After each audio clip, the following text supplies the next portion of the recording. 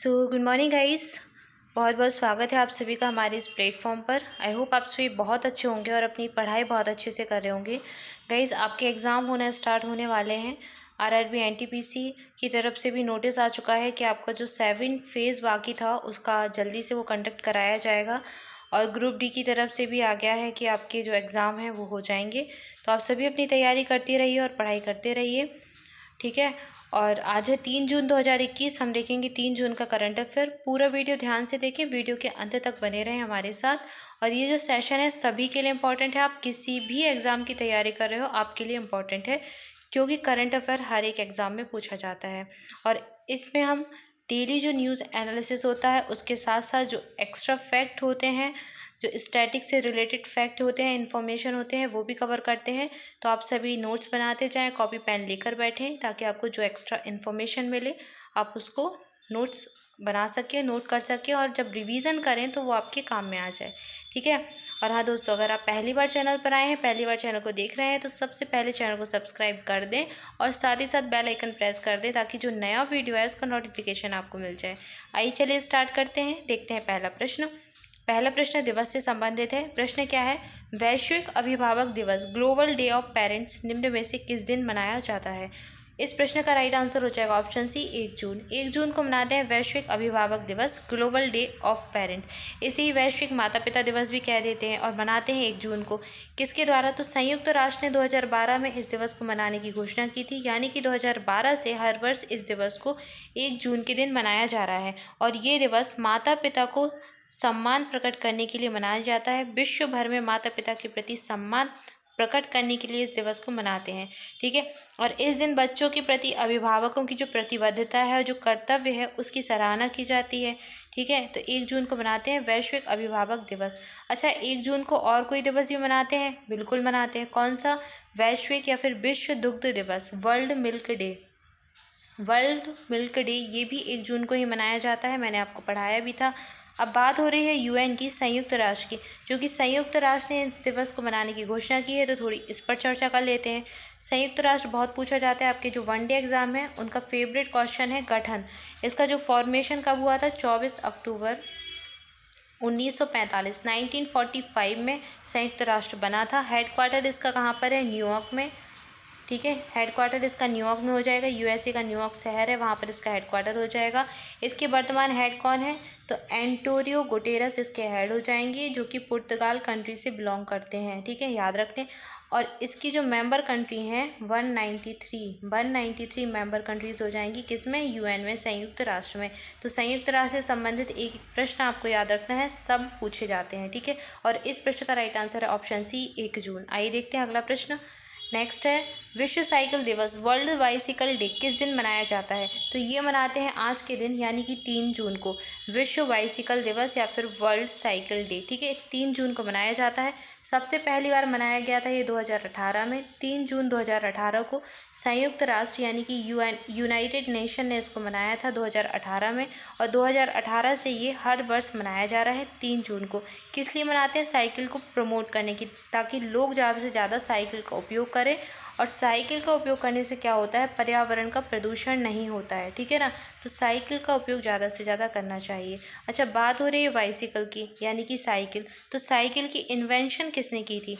यानी कि जो साइकिल सबसे पहले बनाई थी, साइकिल की खोज जिसने की थी, वो थे कार्ल वॉन डेरिस। कार्ल वॉन डेरिस जो है, इन्होंने सबसे पहले साइकिल की इन्वेंशन की थी। कार्ल वॉन डेनिस, इनका नाम याद रखना है, ठीक है। इसके अलावा कुछ चीज़ें और याद रखिए। आपसे एक पूछ सकते हैं क्या, एक नाम आता है, एक टर्म आता है क्या? Tour de France. Tour de France.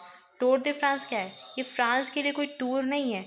Tour de France bicycle की एक रेस है। क्या है? बाइसिकल की एक रेस है, जो कि वर्ल्ड की मोस्ट प्रेस्टिजियस और मोस्ट डिफ़िकल्ट बाइसिकल रेस है, ठीक है। तो बहुत डिफ़िकल्ट रेस है ये बाइसिकल रेस, यानी कि साइकिल की एक रेस का नाम है टूर दे फ्रांस। आपसे पूछा जा सकता है, याद रखिए। और भारत का आपको कुछ याद रखना है क्या? भारत का सबसे हाईएस्ट यानी कि सबसे ऊंचा जो साइकिल ट्रैक है, बाइसिकल ट्रैक है, या बाइसिकल का जो साइकिल का रास्ता है, वो कहाँ पर है? तो भारत का अगर सबसे ऊंचा बाइसिकल ट्रैक पूछ ले तो ये है मनाली में। मनाली कहाँ पर है? हिमाचल प्रदेश में। तो हिमाचल प्रदेश के मनाली में हो जाएगा भारत का हाईएस्ट स्काई साइकिल ट्रैक, ठीक है, याद रखिए। इसके अलावा बात हो रही है व्हीकल की, ठीक है, बाइसिकल एक व्हीकल ही तो है। तो भारत का एक राज्य ऐसा है जो हर महीने की पहली तारीख को, क्या, हर महीने की पहली तारीख को क्या मनाता है? No vehicle day, no vehicle day मनाता है। और ये राज्य कौन सा है? ये राज्य है राजस्थान। तो याद रखिए ये पॉइंट भी, राजस्थान हर महीने की पहली तारीख को मनाता है नो व्हीकल डे, यानी कि किसी भी व्हीकल का यूज़ नहीं किया जाएगा। कब? हर महीने की पहली तारीख को। और इस प्रश्न का राइट आंसर था ऑप्शन सी, 3 जून को। और मनाता कौन है? United nation. 2018 में पहली बार मनाया गया। और यूनाइटेड नेशन की चर्चा हम पहले प्रश्न में ही कर चुके हैं। फाउंडेड कब हुआ था यूनाइटेड नेशन, यानी कि यूएन कब हुआ था? 24 अक्टूबर 1945 में। याद रखना है डेट, 1945, 1945, ठीक है। आइए बढ़ते हैं आगे, देखते हैं अगला प्रश्न। अगला प्रश्न है आपके लिए, किस आईआईटी संस्थान ने तापमान दर्ज करने वाली भारत की पहली स्वदेशी डिवाइस एम्बीटेक विकसित की है? तो ये विकसित की गई है आईआईटी रोपण के द्वारा। आईआईटी रोपण ने तापमान दर्ज करने वाली डिवाइस विकसित की है, नाम क्या है? एम्बीटेक। और ये भारत की पहली स्वदेशी डिवाइस है, ठीक है। ऑप्शन ए इसका राइट आंसर हो जाएगा। देखते हैं अगला प्रश्न। नेक्स्ट है, कोविड-19 के कारण अनाथ हुए बच्चों की देखरेख के लिए बाल सेवा योजना किस राज्य सरकार ने शुरू की है? तो बाल सेवा योजना शुरू की है उत्तर प्रदेश की सरकार ने। उत्तर प्रदेश के मुख्यमंत्री हैं योगी आदित्यनाथ, और इन्होंने घोषणा की है बाल सेवा योजना की। किसके लिए है? कोविड-19 के कारण जिन बच्चों ने अपने माता पिता को खो दिया है उनकी देखरेख से संबंधित है। अच्छा, ऐसी ही योजना और राज्यों ने भी शुरू की है। अगर वात्सल्य योजना पूछ ले तो चले जाना उत्तराखंड, ठीक है। अगर 10 लाख की एफडी पूछ ले तो चले जाना आंध्र प्रदेश। और 10 लाख की सहायता राशि पूछ ले तो चले जाना सेंट्रल गवर्नमेंट। कौन? केंद्र सरकार। पीएम केयर्स फंड के तहत 10 लाख की सहायता राशि दी जाएगी बच्चों के नाम, ठीक है, जिन्होंने अपने माता पिता को खोया है। तो बहुत सारे राज्यों ने ये योजनाएं शुरू की हैं, सबके नाम याद रखना है आपको। कुछ राज्यों ने नाम दिए हैं और कुछ राज्यों ने नाम नहीं दिए हैं, सहायता पैकेज की घोषणा की है। और दिल्ली सरकार ने कहा है कि वो ऐसे बच्चों का जो शिक्षा है उसका पूरा खर्चा उठाएगी, उनकी देखरेख करेगी, और 25 वर्ष आयु तक उनका जो है पूरा खर्चा उठाया जाएगा दिल्ली सरकार के द्वारा। और बाल सेवा योजना पूछे तो उत्तर प्रदेश चले जाना। ऑप्शन बी इस प्रश्न का राइट आंसर हो जाएगा, ठीक है। आइए बढ़ते आगे, देखते हैं अगला प्रश्न। नेक्स्ट है, असम राइफल के जो नए महानिदेशक के रूप में निम्न में से किसने अपना पदभार संभाला है? तो ये संभाला है लेफ्टिनेंट जनरल प्रदीप चंद्रन नायर। तो प्रदीप चंद्रन नायर बन गए हैं असम राइफल के महानिदेशक। असम राइफल क्या है? भारत का जो पूर्वोत्तर क्षेत्र है वहाँ की सुरक्षा व्यवस्था असम राइफल के द्वारा संभाली जाती है। और ये भारत की सबसे पुरानी जो है रक्षा सेवाओं में से एक है, ठीक है। तो अगर आपसे पूछ ले कि देश का सबसे पुराना जो रक्षा सहयोग है वो कौन सा है, तो ये असम राइफल है। भारत की सबसे पुरानी पैरामिलिट्री फोर्स है ये, ठीक है, असम राइफल। स्थापना कब हुई थी इसकी?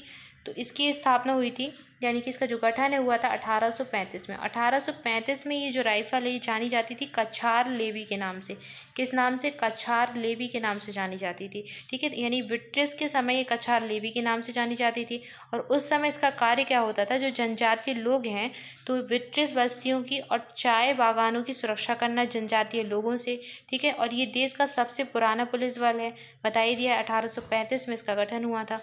लेकिन आज़ादी मिलने के बाद 1971 में 1971 में इसका नाम बदल के कर दिया गया असम राइफल। तब से ये असम राइफल्स के नाम से जानी जाती है। और इसका हेडक्वार्टर कहाँ पर है? इसका हेडक्वार्टर है शिलोंग में।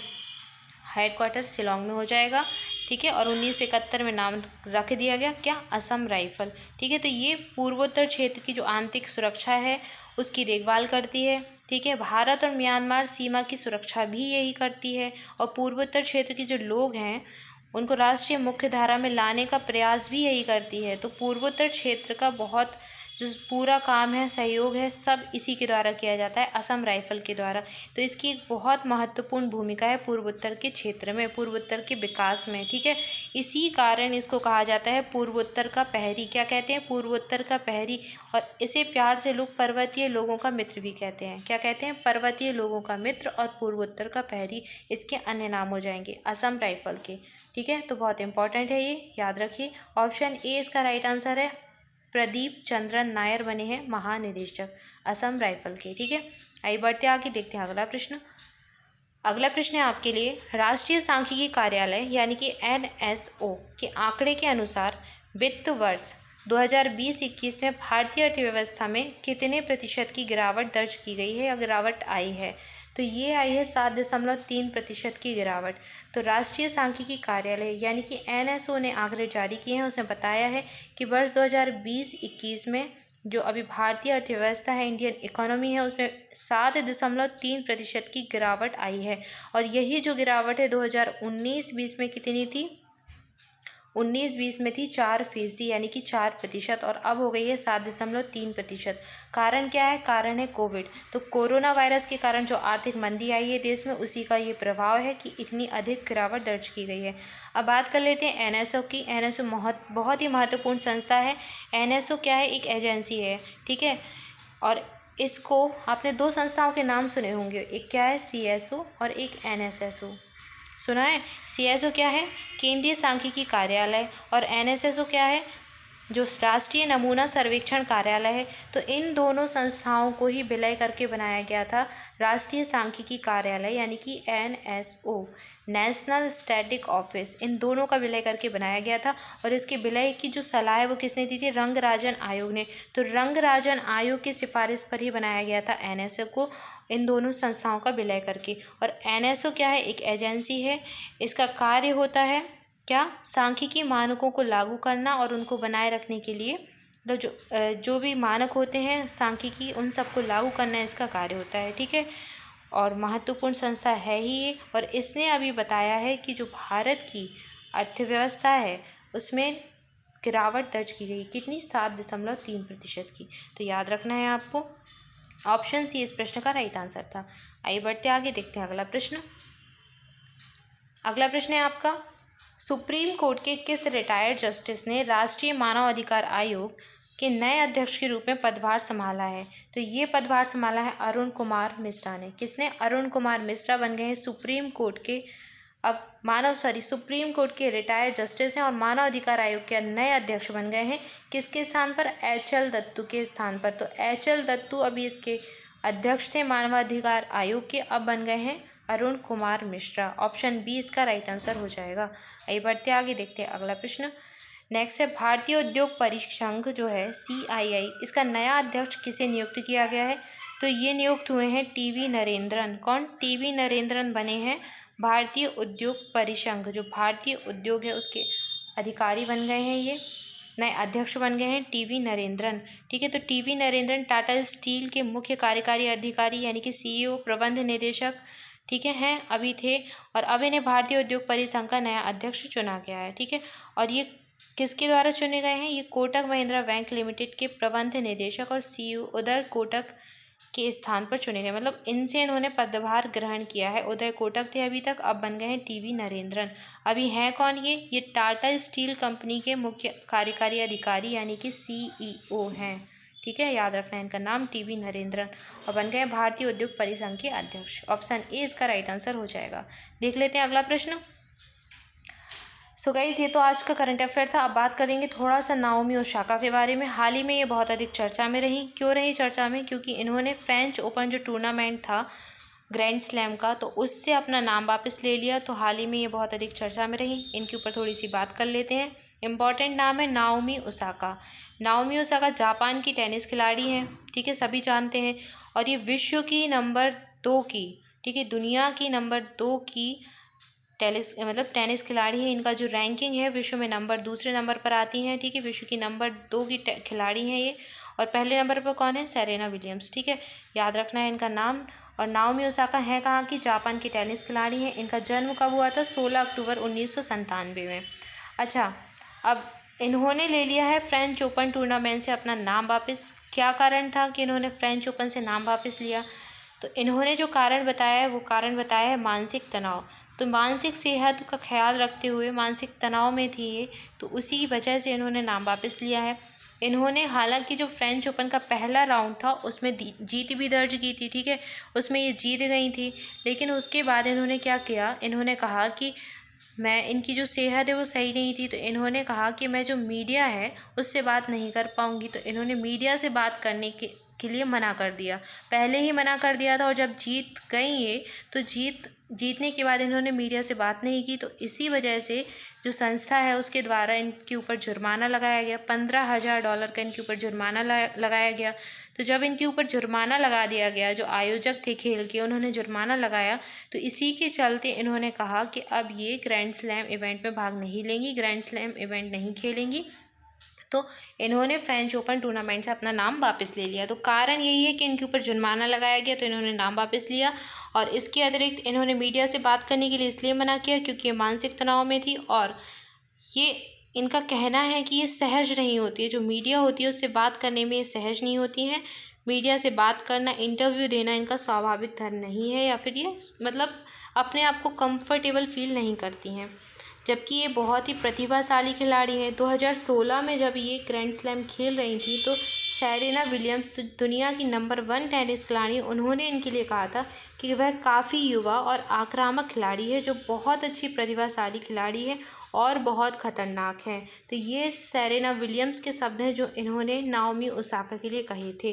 ठीक है, आइए बात कर लेते हैं इनके पुरस्कार के बारे में, इनके अवार्ड्स के बारे में। तो 2018 में इंडियन वेल्स ओपन में इन्होंने अपना पहला WTA खिताब जीता था। ठीक है, और यहाँ से ही इनके सफ़र जो है, इनका मतलब जो सफ़र है टेनिस का, वो स्पीड में आगे बढ़ा था और ये ऊंचाइयों पर पहुंची थी। इंडियन वेल्स ओपन जीता था इन्होंने 2018 में, और 2018 में ही सितंबर के महीने में इन्होंने अपना पहला grand slam award US open जीता। क्या, US ओपन 2018 में, और ये इनका पहला ग्रैंड स्लैम अवार्ड था। ठीक है, और इन्होंने फाइनल में 23 बार की प्रमुख चैंपियन रही सेरेना विलियम्स को हराया था, और ग्रैंड स्लैम एकल टूर्नामेंट जीतने वाली ये जापान की पहली खिलाड़ी थी। जापान की ये पहली ऐसी महिला थी जिन्होंने ग्रैंड स्लैम एकल टूर्नामेंट जीत लिया था। इसके बाद 2019 में इन्होंने ऑस्ट्रेलियन ओपन जीता, और ये इनका दूसरा ग्रैंड स्लैम खिताब था। ठीक है, और अभी 2021 में ये खेल रही थी तीसरा ग्रैंड स्लैम फ्रेंच ओपन, और इससे नाम ले लिया है इन्होंने अपना वापस।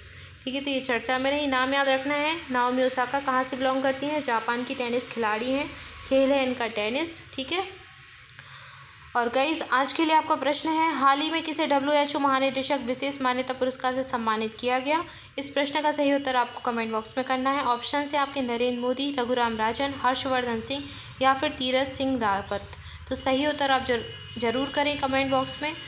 और thank you guys for watching this video. आप सभी घर पर रहें, सुरक्षित रहें और पढ़ाई करते रहें।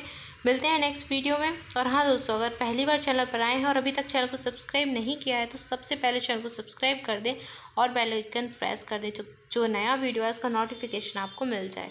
और बहुत सारा शेयर करें दोस्तों के साथ सोशल मीडिया प्लेटफॉर्म पर, और आपके जितने भी स्टडी ग्रुप हैं सभी जगह वीडियो को शेयर करें और वीडियो को लाइक भी कर दें। Thank you so much.